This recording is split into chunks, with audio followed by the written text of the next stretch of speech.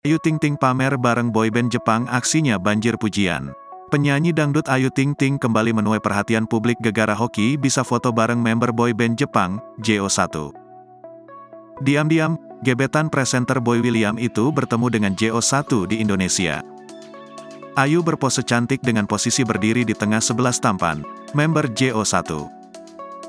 Tampak dalam foto yang diunggah, sang pedangdut mengenakan rok mini dan kaos pendek. Outfit Ibu Bilqis saat itu bertema hitam dan putih termasuk juga warna sepatu yang sedang dipakai. Sementara, rambut Ayu Ting Ting dibiarkan terurai panjang. Tak ayal, hal itu cukup mencuri perhatian publik. Penyebabnya, diam-diam sang pedangdut ketemuan dengan member JO1. Sebelumnya, Ayu Ting Ting jadi perhatian publik efek dinotis oleh aktor Korea Selatan, Wi Ha-jeon. Diketahui, gebetan presenter Boy William tersebut menyukai drakor atau drama Korea. Bahkan, ada banyak aktor Korea yang Ibu Bilqis Humairah Razak itu idolakan.